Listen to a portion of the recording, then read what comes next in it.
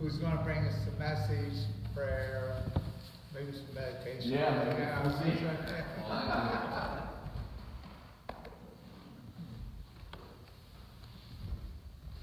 Good morning. So, for March, I'm beginning off a new theme in the Unity calendar, which is creating community. Yeah. And with the subtopic of us all being one life. Yeah. One life in God. So we are asked to create this community from acknowledging our oneness with all of life. I don't think we can create community without first knowing our inherent oneness with our brothers and sisters and with all life forms. I was praying about this and just reflecting upon, what literature do I want to use for this theme, this topic. And what came to me was Eckhart Tolle's book, A New Earth, Awakening to Your Life's Purpose. A New Earth. And because in creating our community, when we create it from oneness, the world we see is going to change. It has to, because the current state of our human condition is a reflection of our inner state that we share collectively and personally. So all the madness we look out and we see in the world, and Sandy, is basically a reflection of our minds. It is. Now, it's not necessarily always a personal thing, unless you got your own personal hell going on, and then you look out and you see it that way, but it's a collective and personal experience, and it's something that we all share in. So when we have thoughts showing up in our mind that maybe we're scared of, or we see things in the world, children being hurt, politicians attacking people, the economy drop, poverty, sickness, all those sorts of things, and we start to say, well, it's out there. No, we need to begin to look within and see what's my part in that. What have I been doing to basically nourish that, to give it my attention in a way. And what I mean by nourishing it is because we become, as a species, comfortable with suffering and misery. So through our reactivity and our resistance to life, and through judgments and comparing ourselves to people and analyzing, we nourish the suffering and the sickness of the planet. That's what we do. We give it fuel through reactivity. All right. Now we need to end that, and that's what Eckhart Tolle's book's about. Is ending that drama that we've created, that feeling of separation. And the only way to end it is to experience oneness. And years ago, I knew that I wanted to create a community. I didn't have that word in mind, but I wanted to create something different. I didn't want it to necessarily be a church, but I wanted this connection with others through, we congregate in locations throughout the Erie area. So I started a group at Mercier's College in nursing school on contemplative prayer and meditation. It was based on Thomas Merton's teachings. And so I'd show up there in the sanctuary. They let me use the space as a nursing student, which is pretty cool. I had to join the school ministry, the Catholic ministry, to do that, to have access to that. And I had some resistance to that, but I decided to because I was born into a Catholic family, and I went through some of those sacraments. So technically, I was Catholic, even though I wasn't practicing at the time. So I played along with that game, as I called it, and I became part of that ministry, started this group, and at first no one would show up, but I was there, and it was a time for me to go inward and to feel my oneness. And I'd look out into the chapel and into the yard at Mercier's Northeast, beautiful campus, and I'd just start to see my connection to all that, my oneness to all that. And I'd start feeling, even in the air, like God, I'd feel His presence. I'd feel all this beauty. And after a little while, people started showing up. People started coming. And not a lot of people, we got a few, and we had some cool experiences. And then right after that, I went to the YMCA on the east side of Erie, and I started a group there. I just felt guided to go there. I talked to the director, and I didn't want to hide anymore. I wanted to be able to start a group and talk about Christ, talk about Jesus, because they told me to stick within their doctrine. When I was talking and using some of their principles, I wasn't able to use other scriptures and things. I had to use the Bible. So I wanted to do it more from wherever I felt guided to share from. So I went to the east side, and I started sharing from there. And I was more free with it. And people started showing up eventually. I mean, at first it was small, but people started coming. And then the director came to me, and he said, Josh, we have a better place for you, I think.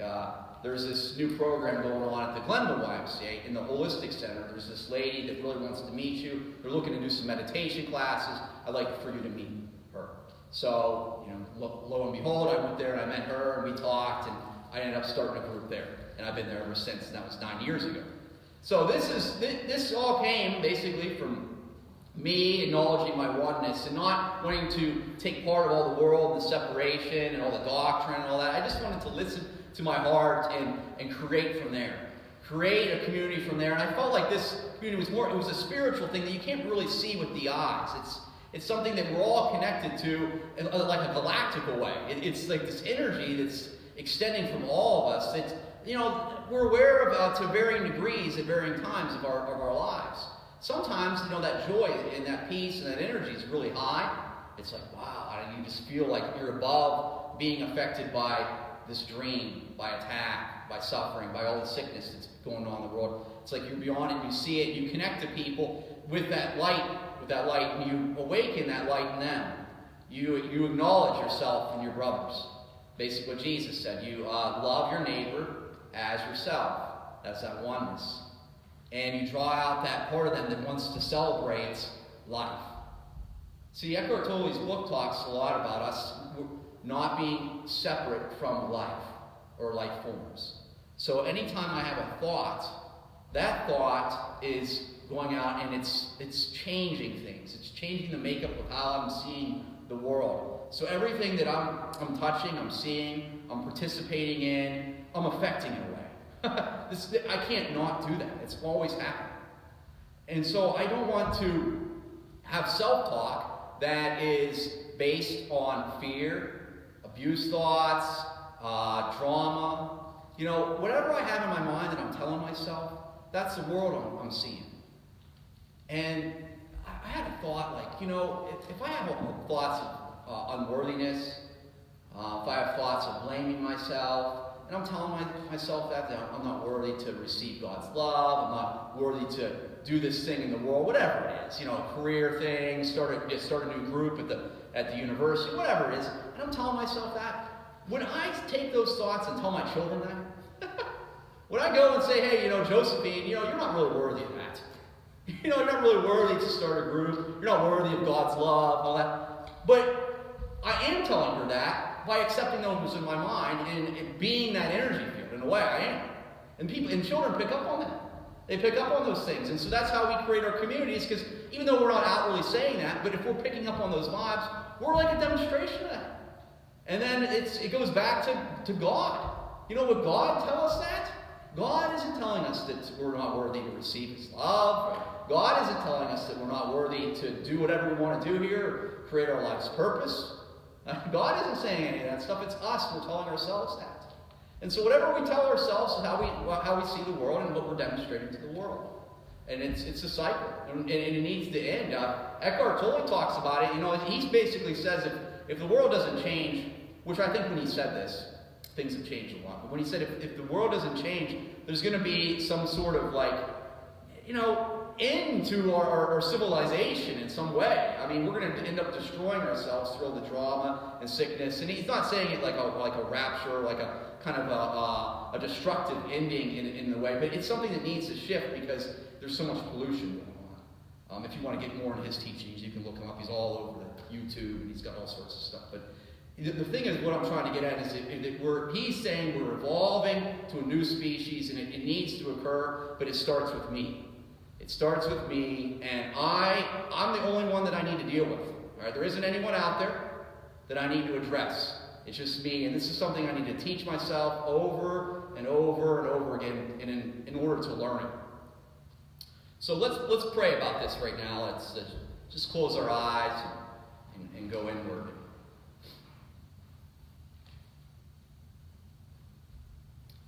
Let's go inward with the intention of touching the beauty and love of our one self. Let us surrender to this oneself now, to undo our need to compare, analyze, defend, and evaluate the appearances and motives of others. We ask to understand the value of forgiveness and accept it as the means of creating community and releasing beliefs and separation. Let's let Christ make us meek so that we can inherit the earth.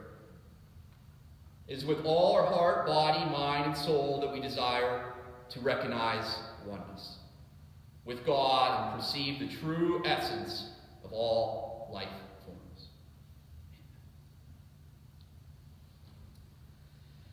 Yeah.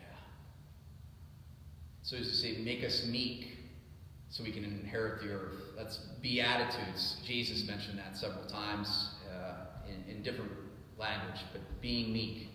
In the Course of Miracles, he reinterprets that and says that it really means being defenseless. When you're defenseless, you start to draw upon all the resources within the oneness. When you're defenseless, you're open to all things. You're not defending yourself that you're a personality, that you're this body, that you're entitled to things here. You let go of this sense of entitlement. You know, that there's a culture of entitlement in the human condition, talking about collective beliefs, you know, in business culture, and like getting things from the government. It goes everywhere, you know, this entitlement. Said, you know, children, I'm entitled to this. And we know that, my daughter. I was that way, too. But it really, the only thing I need to be concerned about with entitlement is I'm entitled to experiencing my oneness with God. That's all I need to be, entitlement. Change that around. I'm only entitled to miracles. That's a lesson in the Course in Miracles. Is that I'm entitled to miracles. So, miracles. Miracles. Entitled to miracles, yes. And this is true. And that's what Jesus was telling us, that we are entitled to miracles. He wasn't telling us that 2,000 years ago. He's telling us that now. That's what he's telling us right now. At every moment that we are entitled to experience our oneness with all of life. It's here now. We just have to recognize it. So let's affirm that together. I have 3 sentences here. 3 sentences in the bulletin to affirm this truth. Let's say it together. I am not separate from the community, environment, or others. There is no one or thing out there. I am one with God in all life forms. That might be a tough one. There's no one or thing out there. Seems like there's something out there that I'm connecting with, but it's all me. This is where we got to use our imagination, faith, spiritual vision, because in talking about the reading today about appearances, seeing appearances, and being deceived by them, there's nothing more deceiving than physical appearances. All right, what people look like, what they seem to be doing, behaviors, what they're demonstrating, but we can know by knowing who we really are what's really going on. And that everything that we're seeing out there is us, is a reflection of our inner condition. That's what it is. There's no one out there. There's only me. There's only God. That's a mystic. Being a mystic is just seeing that there's only God. And we're all on the path to being mystical. There's no one excluded from that journey. And that's really what community to me is becoming aware of God in everything. All right, you go to work, you go down to the grocery store, you go out to eat, and you see the oneness. You see life. I was driving down 8th Street yesterday, and I was at a light, and there was this girl walking down the street, and she started smiling, she started getting really bright, and she's looking across the street, and I was picking up on her energy, and it made me happy. Connected in with her. And I was like, what was she smiling at? And there was this guy there. And she stopped a little while, looked at him again and smiled. Then she had to wait at the street crossing. And she's looking at him. I look over at him and he's smiling. And they're about to meet. And there's all this connection and love. And I'm like, looking at all this. I'm like, this is beautiful. Just to see that, when we have this shared interest of joining together. It's a wonderful thing. So to be aware of that at all times. Now, if I were aware of like the appearances, and I was just seeing those and bodies and what they're doing, their behaviors and all that stuff, I wouldn't see that inner dimension of life that's emerging in people. It's coming out at all times. And if we're vigilant for God in the kingdom, we'll see it.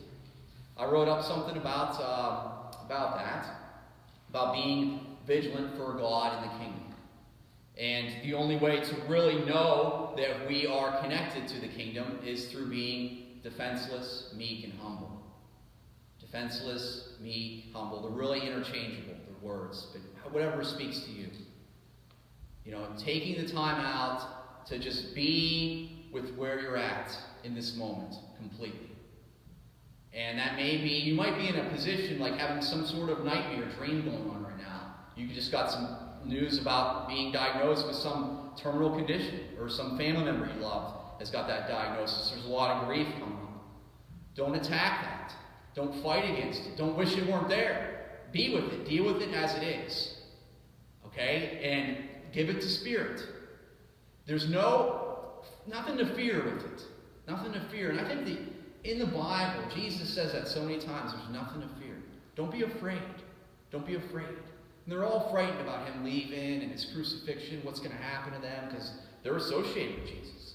You know, and that was in a time when, you know, you weren't really popular to be associated with Jesus, with Jerusalem and the Jews, and it was just like, but they are, and they deny him at times.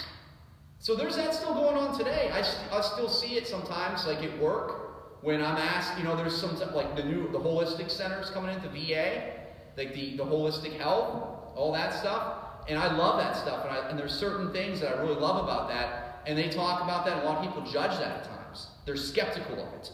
And I can find a little bit of resistance in me wanting to hide out and not share about my passions for, like that I work at the Holistic Center at the Glenwood Y, but I still go through it.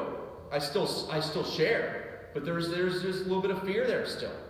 And we're going to be challenged with that at times, not to associate with certain things that the world doesn't identify as like they're not normal.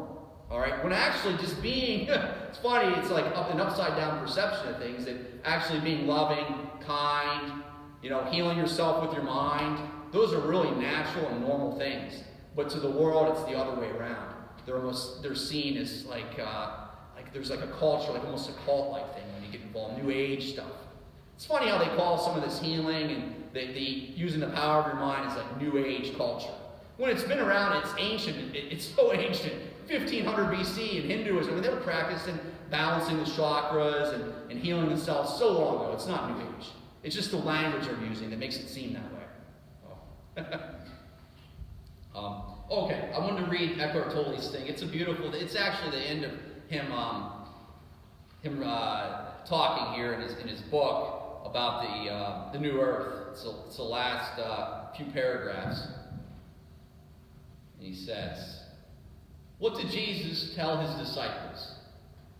He told them heaven is right here in the midst of you. In the Sermon on the Mount, Jesus makes a prediction that to this day few people have understood.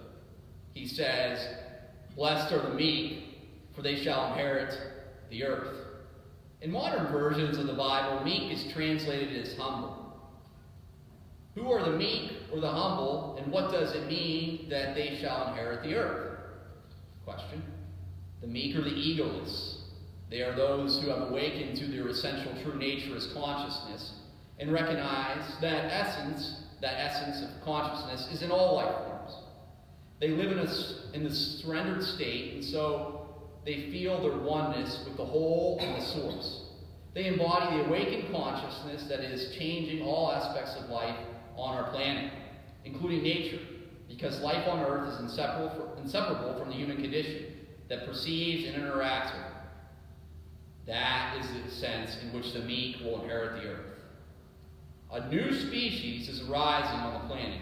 It is arising now, and you are it. Yeah. You are it. Yeah. You are it. We're all it, the new species. And I know this, I even though it's proven with science now at some level that the DNA changes, But I know that when I am feeling the light in me and through all my body and cell, like my DNA makeup, my genes are changing.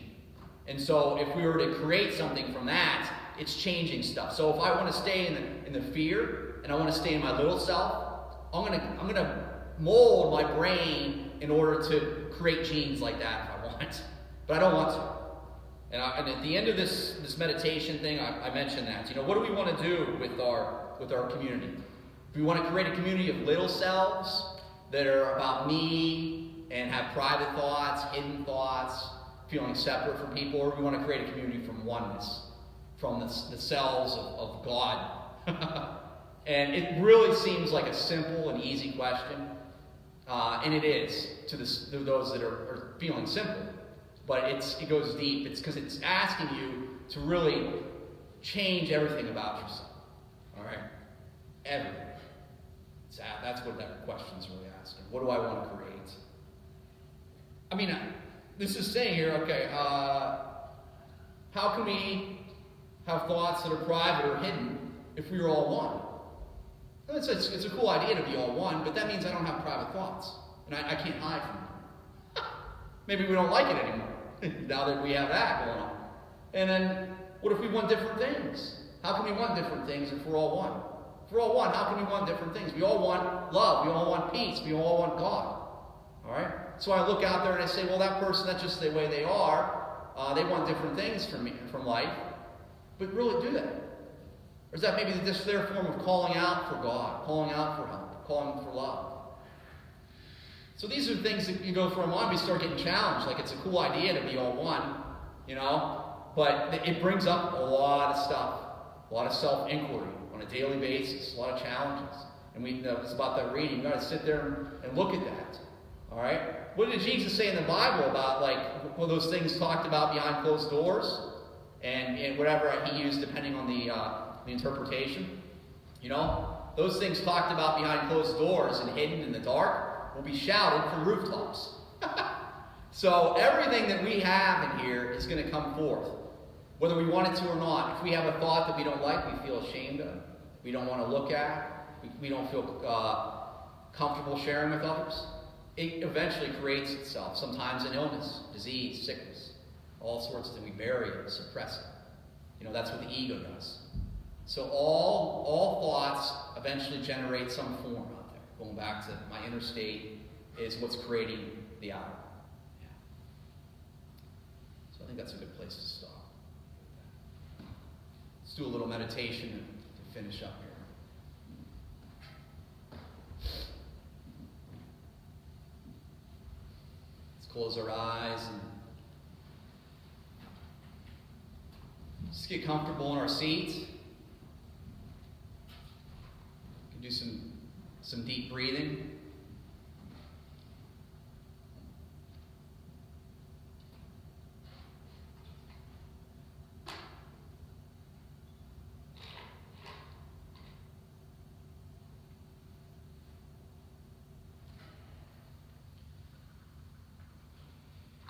Let's acknowledge that we are one self right now.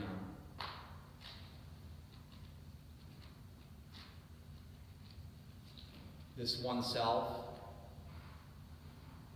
is all that we are.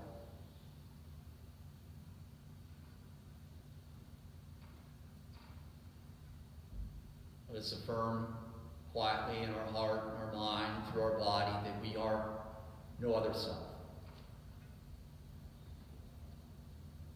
We have no private thoughts. We have nothing to hide. We are completely innocent now as we were created. We are blessed.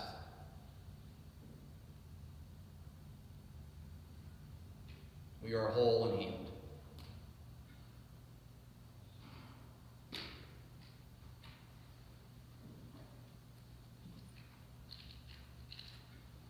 Just go back to the statement, I am one self.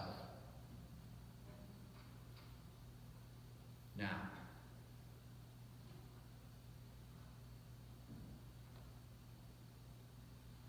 Again, we can do a scan of our body and any area that we feel separate from life, where we don't feel oneself. Any sense of fear, guilt, shame is an indication that we feel separate. It alerts us to make the declaration, the claim, that I am one self.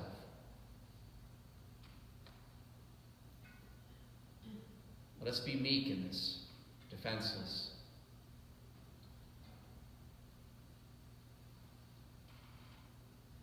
Let's not try to justify anything we're doing.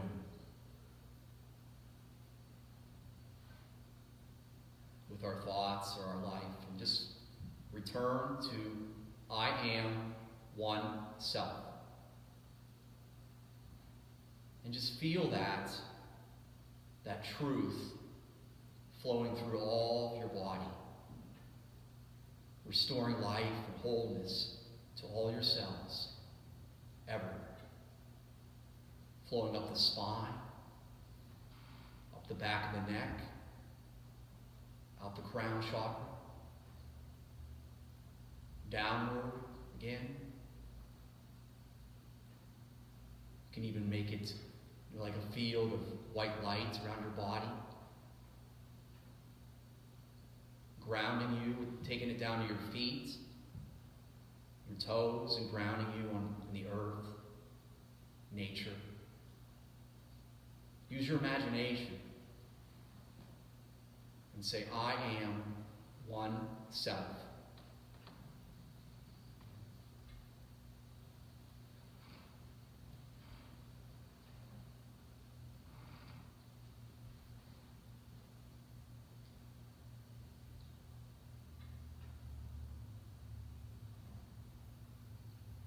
And just feel that heart of yours opening up. And make an intention now to let that one self touch someone in your life that you've perhaps felt separate from. Someone maybe in your family, maybe it's your loved one, your spouse, or you just felt just even a tinge of disconnect.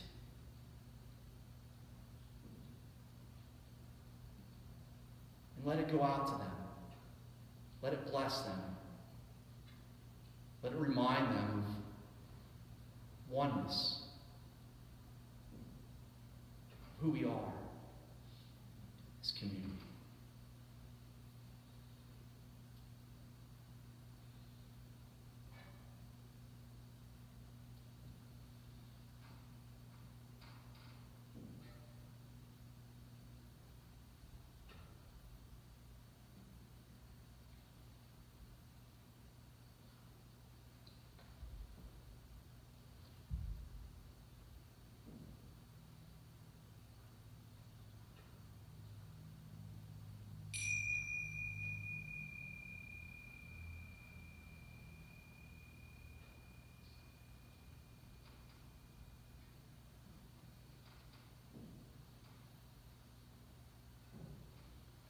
That was fun.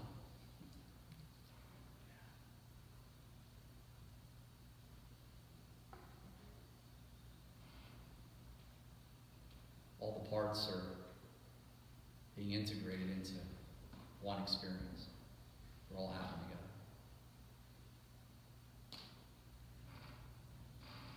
together. In the course, and this, I'll finish with this. If you're interested in reading, it says that there's only one that's needed to awaken everything, for everything to be restored, for this new earth to occur. One fully awakened being that's accepted the atonement completely. And each of us have the potential to be that one, all of us. And the more we support each other and accepting that as ourselves and being entitled to miracles and knowing who we are, the closer we close that gap. And I feel it all the time. It's beautiful. Thank you. Thank you.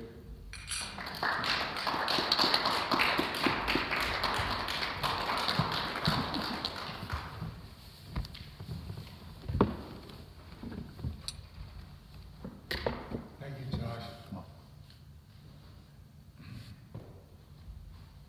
If we